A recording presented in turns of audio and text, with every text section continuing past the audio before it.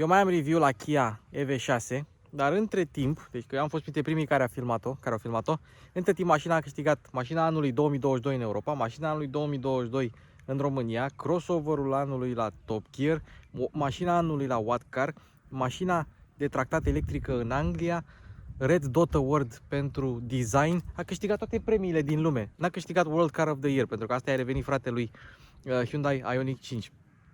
Și auto. Am făcut test de autonomie, vorbim despre autonomie, am review complet la ea. Acum e mai mult de autonomie și de, uite, să vezi omul, pasionatul de mașini nemțești, cum se miră la mașinile coreene. Și mai am câteva chestii de anunțat. Nu uitați de giveaway-ul nostru, 25.000 de abonați, Realme 8, detalii în descriere. Da? Nu uitați de Instagram și TikTok, mașini cu Luci Popa. Acum suntem tari și pe asta. Și o să vă arăt ceva la interior. Avem stickere cu mașini cu Luci Popa, vorbim despre ele și imediat. Hai, nu mai lungim, că ne așteaptă Mihai. E dimineața, da, sunt 30 de grade. Încălzirea globulară este în trend. Hai să începem.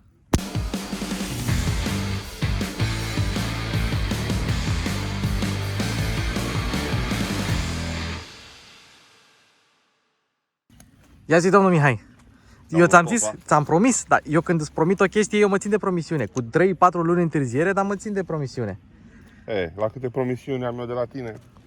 Lasă 3-4 luni, ori 700, e bine, da. Păi avem, până când murim, avem timp să ne ținem de toate promisiunile. Deci, mașina anului, peste tot.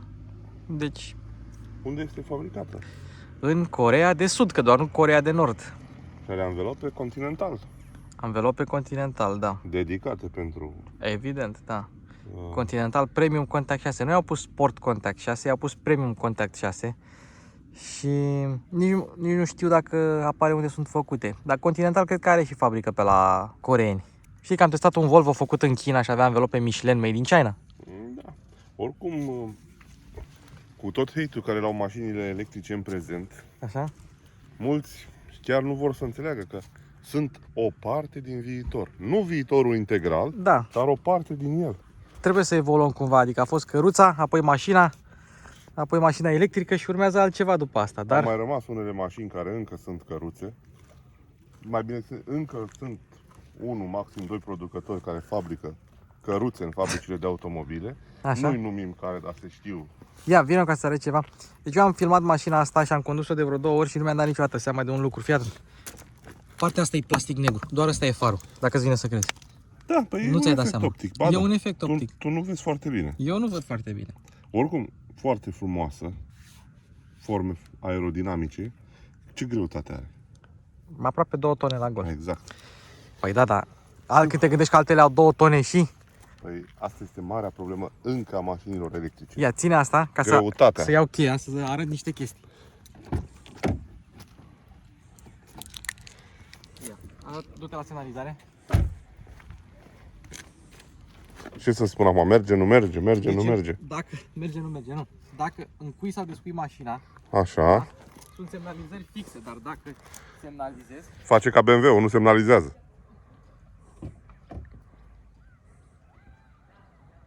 Dinamice. Da. Bine, astea sunt gadgeturi de electronică care pot fi Hai să vezi și pe spate. implementate pe orice mașină, și modernă, și mai veche. Există retrofituri, tot felul de chestiuțe din astea. Mașina Jeep e dacă e pornită cu cheia în afara Da. mașinii. Oricum, e impresionantă cum arată. Deci în Craiova, deci vreau să spun, în Craiova, toată lumea întoarce capul după ea. Ieri am venit cu ea de dimineață și era deschis la Kia la Craiova, știi? Am trecut pe lângă Kia la Craiova și erau toți angajații de la Kia Craiova la țigară, știi? Și când am trecut eu pe acolo, m-am uitat special să văd dacă... Să vezi dacă te salută. Și erau toți... Uite, așa erau. Eu te și Luci Popa. Ei, nu... Nu te lauzi deloc cu stickerele alea. Mașina Kia EV6 cu stickerele pe ea, normal că... Știi, dar toată lumea de la Kia Craiova și toată lumea în oraș. Băi, impresionantă ca design. Bineînțeles că are și un preț un pic... Are. Hai să zicem 40.000, mai scazi 10.000, 30.000 cu rabla, da? Asta e mai scump, asta e vreo 55.000. Cea mai ieftină 30.000? Cam așa. Cât are autonomie? Aia de 30.000. Aia de 30.000, deci dacă asta are 520, aia are undeva la 400. Și cai? 229, amândouă. Bun. Bun. există, de fapt, va exista o versiune 585 de cai putere. Ia deschide să vedem motorul, hai. Hai că n-ai ce motor, să vezi că e pe spate. Da? Cum e pe spate? E în portbagaj? În portbagaj, fii atent. Dacă vrei să o închizi, Când o să te faci mare să înțelegi că nu astea sunt lucrurile care contează la o mașină, nici măcar electrică? știu, da. Se închid geamurile din cheie, că știu că îți place. Trapa nu se închide, în schimb, asta am observat. Fii atent, hai să vedem. Versiunea cu Și aici ce are? portbagaj. Bă, Portbagaj. toată viața n-ai știut să deschizi capot. Are portbagaj aici, a? Bă, ești nebun. Da. Bine, nu e chiar un compartiment față fără componente, că are ceva componente. Da. Văd, cred că are sistemul de aer condiționat pe aici. Are, și da, invertoare și alte chestii. Da, e o cutie. Aici. Este o cutie, da. Tare de tot. Și uite, vezi, ca să ajungi la baterie, desfaci asta. Foarte... Știi, ca să ai loc. Da. Chiar sunt curios cum se simte o mașină electrică cu motorul. Nu e chiar pe spate, cam central. Are și portbagaj, Are bă. și portbagaj. Ia, hai să vedem și acolo. Hai să vedem și portbagajul. Ia fii atent. Deci înseamnă că e pus peste puntea spate undeva, nu? Da. Ceea ce îi va schimba interesant comportamentul. Are și apartament. Mă lasă merg cu ea? Da, normal. Vis. Hyundai și Kia, da, au arhitectura asta pe 800 de volți. Doar ei și Porsche Taycan și Audi e-tron au deocamdată chestia asta. Da? Apartament mare, baterie sandwich, dar au și portbagaj destul de mare și încărcare foarte rapidă. Deci, pe asta o încarci de la 0% în jumătate de oră dacă găsești stație. Pe bune? Pe bune. Wow. 223 de kW încărcare. Dacă găsești stații. Dacă găsești stație. E cu aproape 200 de kW mai mult decât Dacia Spring la încărcare. Ia te să-mi strici și ziua asta. Ia, fii atent. Îți mai arăt. Îți mai arăt, fii atent. Uite, îmi place că arată o pompă de benzină Unde are cu o priză. bușonul, mufa. Da. Ia. Vă, nu cred așa ceva. Da, e electric, fii atent. Foarte tare. Aici spune așa și vestul ăsta. Stai, nu. Unde e ăsta? Ăsta, fii atent. Știi, într-o țară civilizată, în parcarea unui parc, Da? ar trebui să ai stații de încărcare. Ar trebui. Uite parcul și dacă te-ai forțat puțin din... Știi ce avem aici vis-a-vis resursa aia de energie? Că este o resursă de energie, groapa de gunoi. Se poate face energie electrică. Ce e asta? Conectezi asta la mașină și dai curent la casă, la ce vrei tu. La tot ce înseamnă electric. Adică te duci la camping, și Așa. toate accesoriile de camping le pui un prelungitor și toate accesoriile de camping Dai de la mașină la... de la mașină la casă la ce vrei tu. Ai vehicle to load și vehicle to house. Înțeleg. Gospodărie. Tare. Oricum, sunt pionieri. Nu că sunt pionieri. Au luat un avânt oarecum mult în fața concurenței, dacă există concurență, Kia și Hyundai pe partea de mașini electrice. Felicitări lor. Da. Ce Asta e. Trebuie apăsat pe cheie de 2 ori. Gata. Da. Mai mare decât tine este chestia asta. Oricum, Știi că mulți asta ne critică. Doamne, ați început și voi cu mașinile electrice, doamne, nu știu. Odată, nu e vina noastră că au ajuns combustibilii cât au ajuns. Să iei cheia de acolo. o iau. Și mașinile, atât termice cât și electrice, vor funcționa foarte mult încă în perioadă. Chiar eu cred că și dincolo de 2035. Pentru că însă se va împărți cumva, ți se vor împărți prioritățile de călătorie Manualul utilizatorului. în piele. Nu mi-amintește de ceva neplăcut. Nu e piele, dar e ceva reciclat. Vezi? Asta vreau să zic, adică vei avea o mașină electrică pentru deplasări urbane și zonele suburbane câteva sute de kilometri, Da. și o mașină termică dacă vrei să mergi foarte departe sau în zonele unde nu ai acces la curent. Iar, sistem de sonorizare, meridian și antifonare. Pentru el. Pentru el. Da. Meridian. Ca la Range Rover. Bine, acum dacă e să fim sinceri, nu se aude ca la un Range Rover. Okay? Dar... Uite, loc în spate ai? Băi, ești nebun. E clar, o mașină electrică, având altă arhitectură, îți permite să jonglezi mult mai mult cu spațiu interior. Și eu prefer o mașină să ai spațiu interior, chiar dacă ai un portbagaj mai mic. Deși la asta avem două portbagaje. Aveai două portbagaje și ăsta nu e deloc mic. Fii atent. Deci 3 metri aproape. Am patametru. 3 metri.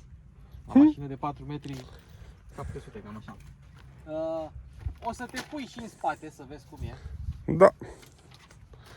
Ce vreau să zic, e cu Hyundai Ioniq? Da, cu Hyundai. Ia, ține puțin să mă Ia. urc în spate. Urcă-te în spate. Și dacă vrei, îți dau și scaunul din față de la șofer în spate. Scaunul acum mai rămas pentru tine. Da, e pentru mine. Chiar dacă îl vei mai da în spate. Da, n-ai treabă. Guri de ventilație pe stâlpi. Banchetă încălzită. Cam tare un pic, dar... E echiparea GT Line, care e mai sport. Uite USB-urile unde sunt în scaun. Foarte Și am uitat ce e asta. Ori cuier, ori mâner. Una din două. Deci ori cuier să-ți pui așa, ori... Știi ce cred eu că trebuie să facă majoritatea producătorilor? Ce? Să meargă pe mașini electrice cât mai ieftine.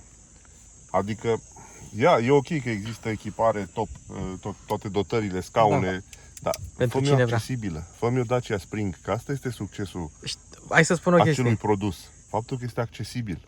Cum e cu tehnologia la smartphone-uri? Întâi apare pe aia scumpă, pe modelele scumpe, apoi ușor, ușor, știi? Păi, Ca o cascadă. Tehnologia asta e de mulți ani apărută și încă n-a apărut pe modele. Păi da, producătorii nu pot să facă o mașină electrică ieftină, foarte ieftină, în condițiile în care în gamă nu au mașini electrice scumpe. E vorba de ei, nu e vorba de producători în sine. Știi? Capitonaj, îți place, normal. Păi mi-amintesc de mașina mea preferată. Uite aici, cauciuc. Da. Popa, nu vrei să scăpăm de căldură? Adică vrei să mergem cu ea? Da. Hai și mai vorbim despre interior acolo. Adică capota. Ha. De data asta nu mă speriai.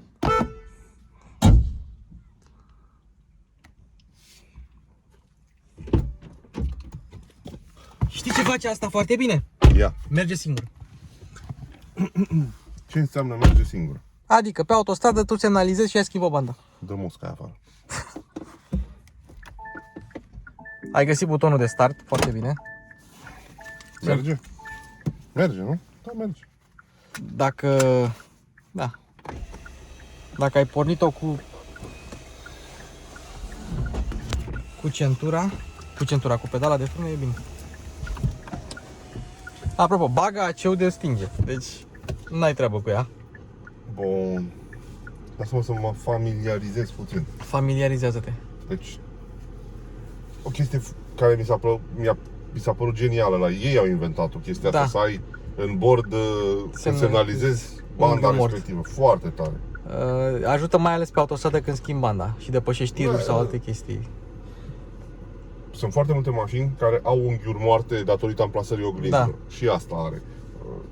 O amplasare a oglinzii cât mai în față și pe stâlp, aici la aproape de montantul, îți va crea un mort. Și... Alte mașini au mai în spate. Da. Dar te face să întorci capul mai mult și să ții privirea de la drum. Având chestia asta, Având chestia S-a asta terminat. și mai are o chestie. Are un head-up display, dacă vine cineva din stânga sau din dreapta, îți spune, îți și vibrează volanul. Deci abia aștept să le vezi, să vezi totul. Cât de mișto sunt. Consola, uite cât loc ai aici jos. asta e chestie foarte, e o chestie. Bine, din nou, tehnologia electrică îți permite așa ceva. Da. Însă eu o făceam un pic mai scurtă și câștigai mai mult loc la picioare. E loc în ea. Mai scurtă, ce făceai? Consola? Asta mai în spate, știi? Și, Mhm. da, mă rog, asta wireless charger. Vrei scaune ventilate? Da. Scaune ventilate. Așa. Așa. Un pic cam tare, să știi, dar... Păi da, asta am zis eu la review, dar GT Line. Eu n-am condus încă ceva care nu este GT Line. Are și suspensia un pic mai dură și scaunele un pic Apropo, dure. aceeași garanție de 7 ani? 7 ani, 150.000 de kilometri. 7 ani, 150.000 de kilometri. Da. Și uite, deci mașina e mare, e cât un...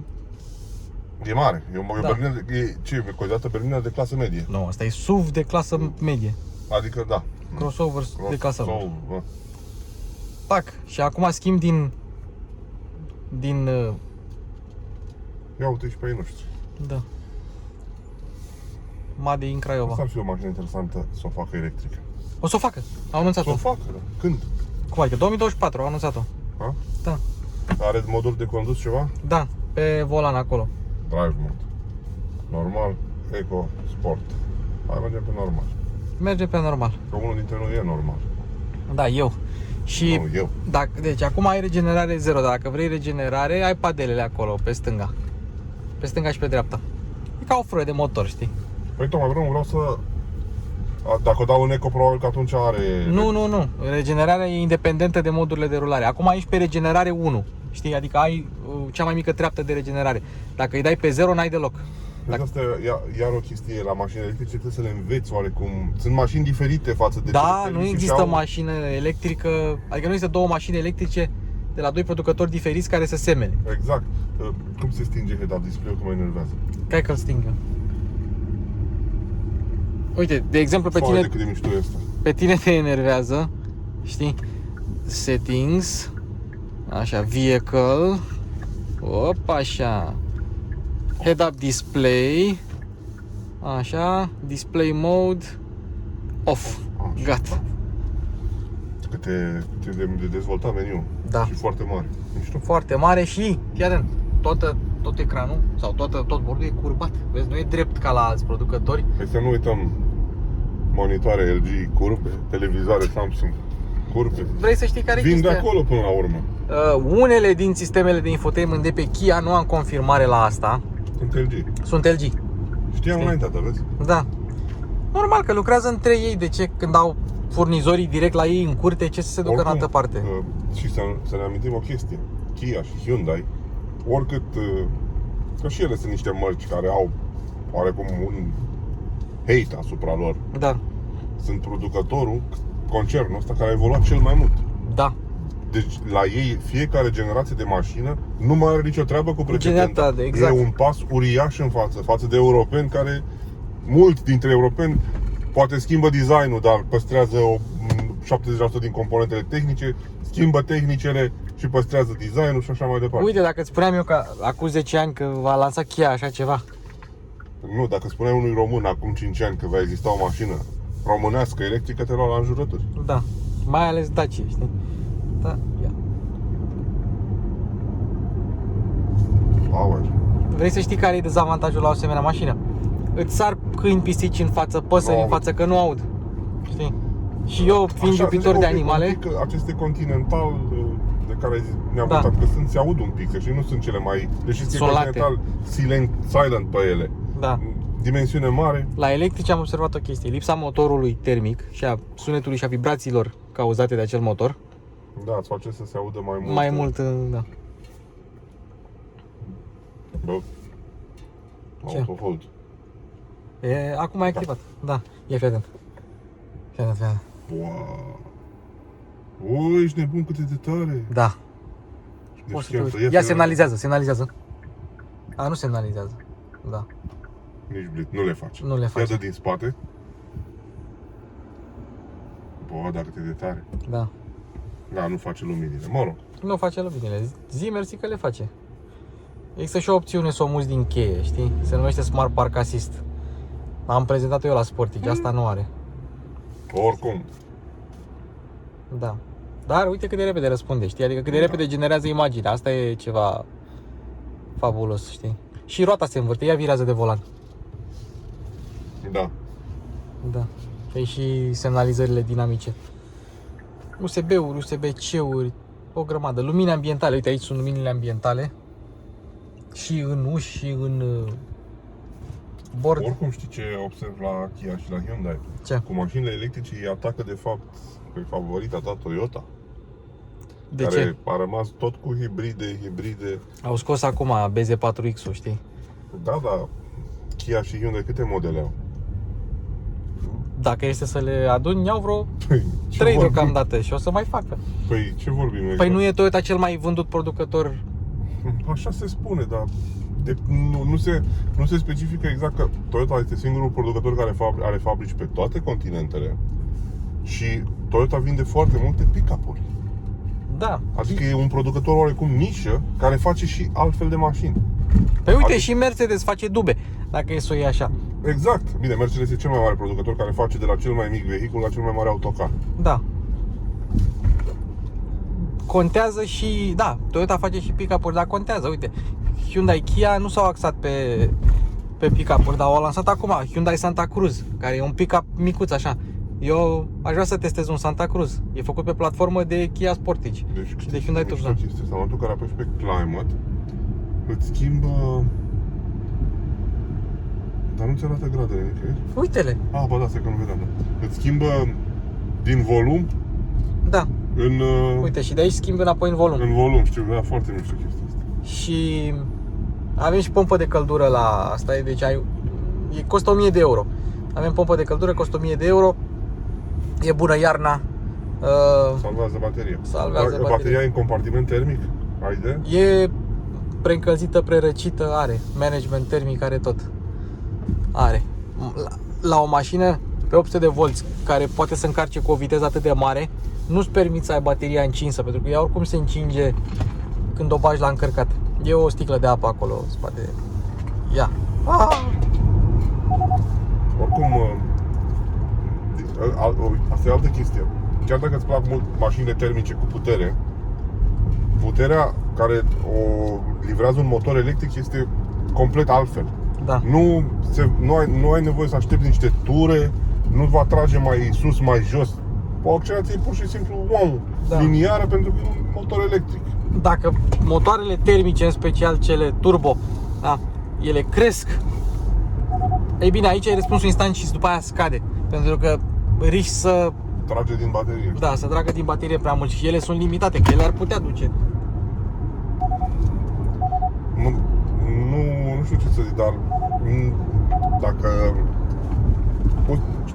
bine, următoarele peste câțiva ani, când tehnologia bateriilor va fi și mai sus, dacă le vor reuși să le mai ia un 100 de kilograme, 2, da, chiar va fi, se simte oarecum masa, știi? Dar e pusă bine cumva, faptul că e pusă pe puntea spate, apasă mașina. Da, tot se simte efectul ăla de mașină electrică greuță. Să iei o sticlă de apă. Așa, ca să nu mai fie. Așa. Da. Ui! Dar hai că-ți place. Ce? Stă pe curbe, având tracțiune în spate și un centru de greutate coborât, e fâșneață. Și nici diametrul de bracaj nu e mare. E plăcută. Ei, singura chestie e că factorul delimitant sau factorul limitativ aici este greutatea. Nu poți, oricât de bine echilibrat ar fi o mașină, nu poți seta șasiul să sfideze legile fizice. În momentul în care vei intra prea tare într-un viraj, vei intra prea tare și vei subvira, știi, sau vei supravira. Dar am observat că asta, spre deosebire de ID3 și ID4, nu supravirează, stă lipită pe șosea și la limită subvirează. Limita destul de sus pentru o mașină pentru o mașină electrică atât de grea, știi? Adică, din punctul ăsta de vedere, le-a ieșit. Uite, aseară am ieșit cu un băiat care și-a comandat Tesla. Și a zis... Poți să ieși cu băieți? Da, mă, mai ies și cu tine. Și... îl știi, tovarășul nostru, Radu Ștefănescu. Aha. Și băiatul și-a comandat Tesla. Și a zis că nu a fost atât de entuziasmat când a condus Tesla, știi, când a văzut Kia EV6. A zis că nu se poate așa ceva. Că e... Știi ce? Bine, n-am văzut eu prea multe Tesle, dar mai au de lucrat la calitatea asamblării. Poate abia astea acum de le fac în Germania să se... Dar nu, eu am condus una fabricată în Germania. Și? Mai slabe decât alea din China. Poftim. Plecând aici, ai aceeași calitate ca și la restul modelelor. Da, sau chiar un pic mai mare, fiind un model care se vrea premium. Apropo, a câștigat mașina premium a anului în Germania. Bine, pe chestia asta cu titlurile și cu ce câștigă ăla, să știi că pe mine nu mă impresionează niciodată. Să câștige publicul. Acolo se vede valoarea unui producător. Iar cât timp ceilalți bat pasul pe loc și o lălăie și lansează din astea de nu-mi plac mie, știi tu? Pierd timpul, practic. Și timpul trece în favoarea celor care fac mașini ca asta. Da, au avut mult de câștigat, fii atent, pe partea de imagine. Pe partea de imagine, vrei, intri în showroom, vezi EV6, n-ai bani de EV6, pleci cu Sportage. Cât costă EV6? Păi nu zi să-i, că asta e asta, da. Și cea mai scumpă cât e asta? Cam așa, e 57.000 full, cam așa. Care tot nu mi se pare scumpă, dar oricum vor exista și versiuni cu două motoare și versiunea GT de 585 de cai putere. Va fi periculoasă rău de tot. Da. Va fi rapidă. Uite, stai să-ți arăt o chestie, fii atent. Cât stai după una să o comanzi chiar acum? Un an. Un Fii an? atent, stai, fii atent. Ia picioarele pe accelerație, da? Și acum înfige-te în accelerație. Bă, da, într-adevăr. Zi-mi tu mie mașină de 220 de cai care să aibă răspuns mai bun ca asta.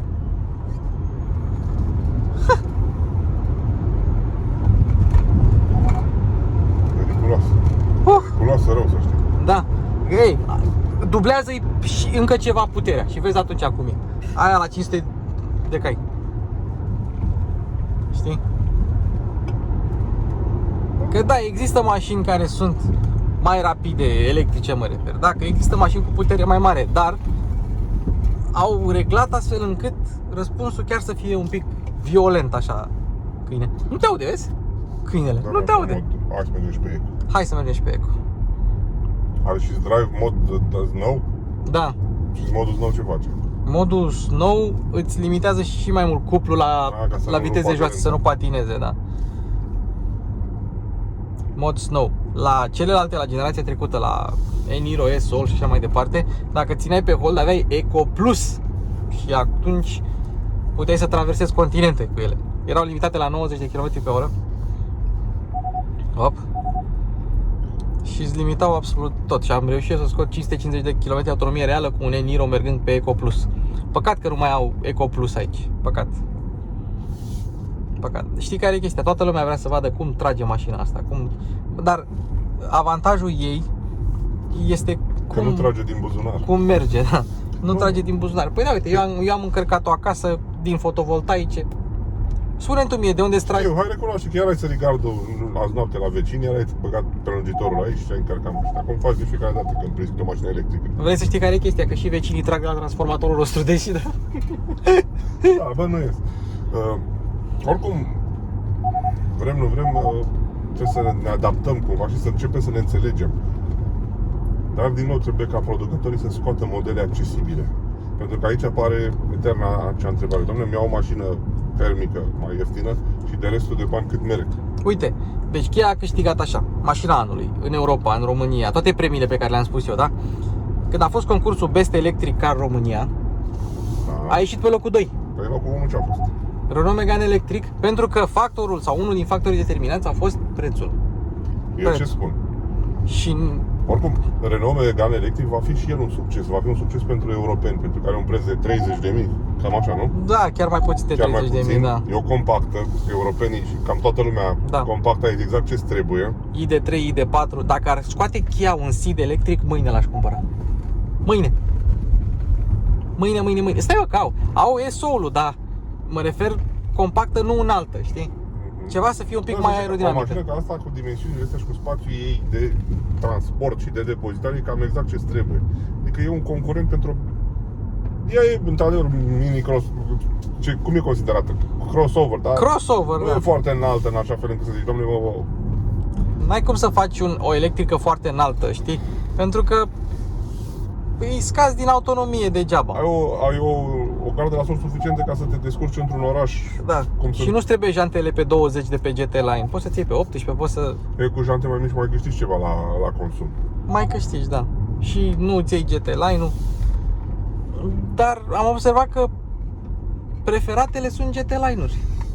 Nu știu. Din nou, vezi, cine își permite una nouă, mai ales într-un sistem de leasing, Da. ceea ce e avantajul decât să plătești o rată la o mașină ieftină, adică la o echipare simplă, Da. plătești o rată puțin mai mare la o echipare dotată. Da.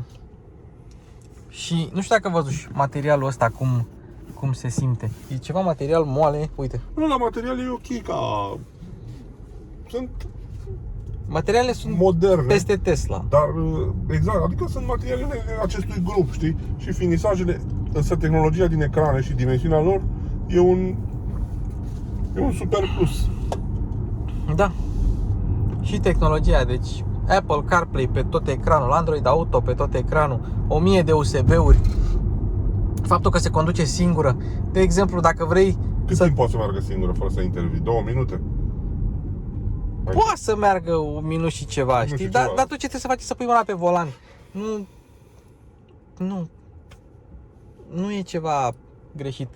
Și efectiv pe autostradă ai mâna pe volan, n-ai mâna pe volan, pui semnalizare și mașina schimbă banda singură. HDA, Highway Driving Assist pe mașina asta. Dacă ai Smart Park Assist, o scoți și o bagi din parcare în parcare din cheie. Nu știu. mi se pare că au aruncat tot ce puteau să arunce pe mașina asta. Singurul lucru pe care nu-l are mașina asta este trapă din cheie. Atât. Poate fi codată sau configurată, cine știe. Eu nu cred că e... Poate fi codată, dar vezi tu, E nu există OBD-uri sau Nu, de softuri de către ei. Kia, știi? De către ei posibil, Mai da. mult ca sigur poate fi făcută. Deci asta e, nu i-am găsit lucru care să lipsească. Evident, asta este o mașină de prezentare care are totul pe ea și, da. Dar nu i-am găsit memorie la scaune ventilate. Ok, n-are masaj. Ai nevoie. Masajul e Dar un să știi moft. că producătorii, încă o dată spun asta, ca să răspândească mai mult modele electrice, Da? trebuie să vină cu ele cu un preț bun, nu neapărat super accesorizate. Mhm. Pentru că scaune ventilate, toate sistemele, toată electronica și astea mai ciup din autonomia mașinii. Da. Știi? Mai Da, ciup, scaunele da. ventilate sunt un moft, dar sunt un moft O. care merită. Sunt un moft pe care amândoi îl folosim. Păi eu la ce să-l folosesc? Cum adică la ce să folosești? Mașinile mele nu au. Păi nu, mă refer acum. Cu da. primul lucru când da, vrei scaune ventilate? Da, normal că vrei. Toată E- lumea scaune știi, ventilate, știi? Mă bate gândul să-mi cumpăr un Volkswagen Passat CC, Cu scaune ventilate. pentru că este singura mașină care mi-o pot permite cu scaune ventilate. Da, Și aceste 2 luni de vară s-au terminat. m-au zăpăcit. Da, Dar am descoperit un truc. Acum 2 ani am descoperit, după ani de zile. așa. Există acele tricouri de sport, tricouri funcționale. Da. Dacă porți tricouri funcționale pe tapiserie din piele, ești un pic mai avantajat. Pentru că tricourile au tehnologia asta în ele care disipează Da, căldura. căldura corpului și face și invers. Că ai tu pielea, are și Da, scaunul. are și știi? scaunul, da. Respiră ambele. Dar e o soluție de compromis, practic. Și nu poți să mergi tot timpul numai în tricouri din alea. Dar am descoperit și Sau eu poți să un mergi ca truc. domnul, așa, uite. Da. Am descoperit și eu un truc. Bine, dacă trebuie să porți bumbac mai mult, dar asta și toată lumea. Da, și bumbac. Pornești mașina, pornești climatizarea, dai gurile de ventilație către scaune, lași un minut, două să răcesc scaunele, te urci și după aceea nu vei mai avea problema asta, cel puțin la început. Mâine dimineață pun un clip cum să conducem economic. Și am explicat în el de chestii ăștia cum, bineînțeles, cum trebuie să suferi un pic. Da, uite, ai scos consum relativ bun având în vedere cum ai mers, i-ai mai dat, i-ai mai așa, 18,6. Media mea e de 16, era de 15,4, dar îți dai seama, m-am tot întâlnit cu oameni, cu prieteni, am vrut să vadă mașina cum trage și a crescut la 16. Deci tu ai scos 18,6 cu clima pornită și scaunele ventilate pornite, deci 18,4 mai scade. Și în condiția în care nu te-ai folosit de regenerare, adică nu te-ai folosit de toate uneltele mașinii. 18,4, asta ar veni undeva la 15 lei pe 100 de kilometri. 15 lei pe 100 de km. 15 lei pe 100 de kilometri. Încărcat acasă. Acasă. Dacă o încarci gratis, mergi gratis. Da. Încărcat acasă dacă tragi de la asta, că Deci, eu am mers chiar dacă că pornesc gratis. aplicația mea de monitorizare a combustibilului, Da, cu Passatul, da. mergi cu 50 de bani pe kilometru. Este să ne uităm, că chiar trebuie să ne 50 de bani e bine. Eu am mers cu Pe kilometru, la 100 de kilometri, 50 de lei. Da, Păi, asta păi, e. ce vorbim? Păi da, da, eu știu pe cineva de are Adică Bentley deci- Bentayga și merge cu 2 lei pe kilometru. Asta zic, Ca la taxi. cu o mașină electrică Da. vei merge cam la o treime, la un sfert din costurile unei mașini care consumă puțin. Da. Bine, vorbim de mașini de aceleași dimensiuni și dar nu chiar de aceleași puteri. Că dacă luăm un Passat de 220 de cai, Da, s-ar putea să nu mai avem chiar același consum, știi? da. Și lumea zicea că electrică, viitorul nu sunt bateriile, că nu știu ce, că nu știu cum. Fii atent. Lăsând la o parte sistemul de propulsie. E asta o mașină mișto? Da? Da. Da, este. Uite, 0,55 RON pe kilometru. 0,55 RON pe kilometru. Iar la Touareg, La consum de nu-ți mai spun, pot să spun asta, să ne uităm așa. 6,7. 6,7. Da, atâta. Și dacă ne uităm la Touareg, Stai puțin, ai la Passat? da, la Passat, Oho. la Touareg ai 0,9 RON pe kilometru, Mă. la un consum mediu de 12,4. Păi da, kilometru și leu. Și leu. Da. Nu prea e bine. Da, aici, da. 0,80 de bani. Ce? Nu, trebuie să apeși pe P. Da. Trebuie să... Mișto. Oricum mișto chestia asta, selectorul Da. de mers. Da, uite, și are detalii din astea drăguțe, știi? Adică nu trebuia să-l fac așa cu zimț, știi? Să zici că e pinion, dar l-au făcut totuși să pară. Îmi place Luci, să știi, adică Iar cifrele astea de consum, a avea o mașină electrică pe termen lung, ai un cost redus de deplasare. Ai. Asta e cel mai important. Redus cu, hai să zicem, cu o treime, cu 2/3. Da. Nu cu cel mai puțin cât din cel mai puțin. Că poate ești constrâns de situații, trebuie să încași cu bani, unde ai, știi? Da. Dar ce vorbim? Adică de la o deplasare, să zicem, la București, care te costă 200 de lei, cu o mașină economică, minim 200, de 250 de lei, la o deplasare care te costă... Eu am venit de la București, care sunt 220 de kilometri de unde stau eu în București la unde stau eu la Craiova, da? Și a venit așa, 15,4, a venit 30,8 cu încă 1,5, da? Deci ar veni, hai 32 de kW să o rotuim, hai 33. 33 ori 0,8 ar veni, ce? 33,8 ar veni undeva la 27 de lei. Deplasare. Da. Păi, ce vorbim? Ce vorbim? Păi ce vorbim? De la 200 și de lei la 27 de 10 ori mai puțin. Stai că eram pe 1, așa, acum suntem pe 0. Deci de 10 ori mai puțin la o deplasare în afară. Da. Păi, Și dacă mai împarți și banii cu cineva?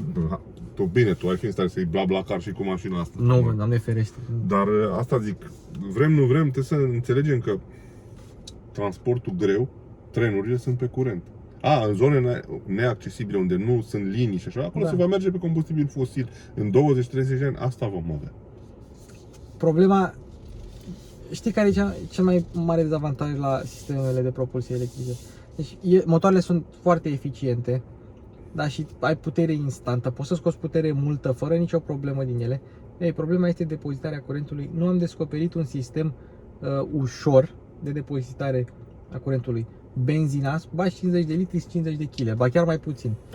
Știi că se făcuse acum ceva ani niște teste? Ca să pui echivalentul a 50 de litri de motorină în asta, îți trebuie o baterie de jumătate de tonă. Asta e singura Păi nu, cu ceva ani în urmă se făcuseră niște teste în California și încercau să schimbe electrolitul din baterie la stații de încărcare. Ca să ai ceva, deci m-am dus, mi-am luat încărcare, pac, că de fapt aia este cea mai... Sau un schimb de baterie, care nu poate fi făcut pentru că este foarte greu. Momentan toată lumea a plecat pe direcția asta de baterii mai eficiente, mai. Dar nu era o idee rea. Ca să te duci la o stație, pac, ai schimbat electrolitul, care e de fapt un lichid, o alimentare, și ai plecat mai departe, știi, cu ea încărcată, da. Oricum, viitorul sună electric. Viitorul nu prea sună. Deci, acum, înainte să vin, era o pisică de rasă care alerga, am văzut-o cum vine, știi cum alerga, tâgdâm. Bă, și venea așa și nu mă vedea, nu mă auzea, nu mă vedea. În momentul în care a venit în fața mea, i-am dat un claxon și a sărit în direcția opusă spre ea. Așa. Ce să mai... Domnul Popa? Da, domnul... Mă bucur că m-ai plimbat cu această... Tu te-ai plimbat singur, da. Sculă electrică. Spațiu în spate are.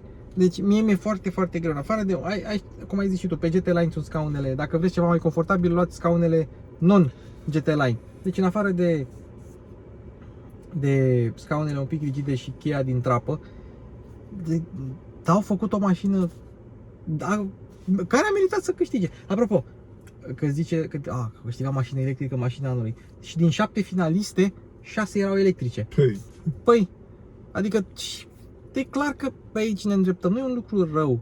Și poți să trăiești cu o mașină. Adică mulți zic că nu pot să mă duc în Grecia. S-au dus să ia cu Dacia Spring în Grecia. Ca să te duci în Grecia, te oprești odată să încarci. Odată, o modul de a plănui călătoriile. Știi ce cred că vor mai avea nevoie mașinile electrice? De un sistem de ăsta de infotainment în care tu îți bagi destinația și ea îți spune pe drumul tău ai încărcare acolo, sau dacă dai o destinație prea departe să spună, vezi că nu poți ajunge, oprește în zonă, știi? Adică e nevoie ca asta să fie mai dezvoltat. CES Craiova, da. CES Craiova, următoarea stație de încărcare. E ceva de genul ăsta, știi? Să-ți spună, bă, unde vrei să te duci? Bă, vreau să mă duc la... Bun. Vreau să mă duc, de exemplu, la Moldova Nouă. Nu te duce pentru că nu ai unde să încarci, că e o zonă izolată și așa mai departe. Stațiile oricum există, știi? Pe drum există. Și într-un drum de Grecia să te oprești odată o oră să încarci, oricum te duci la toaletă odată sau să mănânci ceva sau așa, odată până în Grecia, știi? Și încă o chestie. Dacă oprești, îți arată câți kilometri autonomie ai dacă oprești climatizarea. Oricum, și partea asta de excursii, de călătorii se poate schimba. Îți rezervi ceva pe Booking. Da. Am mașină electrică. Da. Îți oferă loc unde te cazezi posibilitatea de a încărca mașini electrice. Atunci le vei alege pe alea. Da. Iar e o idee bună și pentru turism. Da. Hoteluri. Dom'le, avem 10 stații, 5 posturi de încărcare de mașini electrice. Atunci omul cu mașină electrică va sta acolo. Știi? Lumea în care trăim se schimbă. Eu care sunt mai de demult ca tine, nu credeam că vom ajunge atât de repede aici. Atât de repede. Atât de repede. Nici eu, sincer. Gândește că acum eu am avut telefon cu butoane până în 2015. Și mi-a fost foarte greu să mă convingă cineva să trec la un smartphone. Uite, eu am luat primul iPhone în 2010 și mi l-am luat pentru că am vrut să câștig un pariu. Am făcut un pariu cu cineva că eu o să-mi iau iPhone înainte. Eu nu aveam iPhone. Am făcut-o din ambiție. Și de atunci nu m-am mai uitat înapoi. Mașina mea preferată de la Kia electrică este Kia e-Soul. O să vin cu ea și îmi place mașina. Deci, o să vin cu e-Soul-ul la tine, că știu că îți place. Cu aia poți să scoți 500 de km autonomie reală și cu asta pot, dar un pic mai greu. Cu aia poți să scoți 500 de km autonomie reală fără să te chinui în oraș. Și vreau să, în afară, cine face mai mult de 500 de km pe zi astfel încât să nu poată să... Orașele Europei, geografia Europei, noi suntem în Australia și în America să avem next gas station 200 miles. Noi te duci la Târgu Jiu, la Severin, la București, ești în zone locuibile. Da. Știi? Da, faza care sunt mulți sceptici ai mașinilor electrice. Problema este că ignorând mașinile electrice, vezi să nu dai volum, ignoră niște mașini mișto, care ele ar fi fost mișto indiferent de sistemul de propulsie. Da. Asta dacă era 2.2 diesel de Kia, probabil că rupea. Știu, nu că n-ar rupe și acum, știi, dar... Ai văzut diferențele reale de cost. Da. Indiferent cât de economic ar fi un motor termic, tot va consuma. Tot vei avea niște costuri mari ale uite, hai să zicem, combustibilului. Pe tine cât te costă să faci 460 de km cu Touareg-ul? Păi, de exemplu, spun, am fost la Sebeș ieri. Da? Că luăm prețul cel mai mare al curentului la cea mai rapidă stație de încărcare. Imediat. Da. Am alimentat de 644 de lei. Așa? Ca să-i bag plinul. Da. Și am consumat probabil de 500 de lei. 500 de lei câți kilometri? 600. Da. Și acum fă calculul în felul următor. Ca să faci... E ridicol de mult. 460... Bani aruncați pe geam. Da. Cu trenul îmi lua 12 ore să mă duc. M-am gândit să mă duc cu trenul, dar îmi lua 12 ore. 300 de km cu trenul în România înseamnă 12 ore. Fă calculul, deschide calculatorul și pune 64 ori 2,5. Da. Ăsta e cel mai scump. Mod de a încărca. Nu, 74, scuze. 74. Da, 74. Greș și eu. 64 avea Kia e-Soul. 2,5, da? 185. 185 de lei pe 460 de km. Păi, exact de o treime. La cel mai scump. La cel mai scump. La cel mai scump. O treime. Da. O treime. Ce să mai? Hai fă încheierea. Da. Așa. Dragii mei, ăsta e episodul. O să mai vin cu mașinuțe și mașinuțe electrice la Mihai. Să sperăm că nu doar Kia, și alte branduri. Pe stickerpower.ro stickere mașini cu Luci Popa. Mulțumim și lui Mihai, Automaster al Mihai Popescu. Popa. Da. Giveaway cu Realme 8 în descriere. Tot în descriere linkul de la stickerpower.ro. Grup de WhatsApp cu abonații tot în descriere. Social media, TikTok și Instagram, mașini cu Luci Popa. Și cam atât. Cam asta este Kia EV6. Mie îmi place să... Hai să vă spun ce am realizat. Eu care conduc atâtea mașini și le schimb, le iau, le filmez, îmi fac materiale cu ele, le duc înapoi, iau alta. Eu nu prea am timp să mă bucur de ele. Venind la Craiova și arătându-i mașinile lui Mihai, arătând prietenilor, și nu numai în Craiova, că am și prieteni în București care sunt pasionați de mașini, ei nu stau toată ziua printre mașini și când le văd se bucură. Și asta e motivul și pentru care vi le arăt vouă, ca să vă bucurați și voi. Poate vă plac, poate nu vă plac, dar chestia asta, împărtășitul și văzându-i pe alții cum se miră, și eu îmi dau seama că că am rămas imun la aceste chestii. Venind și arătând lui Mihai și filmând cu el, venind la Craiova, arătându-le prietenilor și chiar și în București, sau știind că voi vă uitați la aceste clipuri și uite, vedeți asta, observați detalii pe care eu nu le observ. Chestia asta pe mine mă face fericit.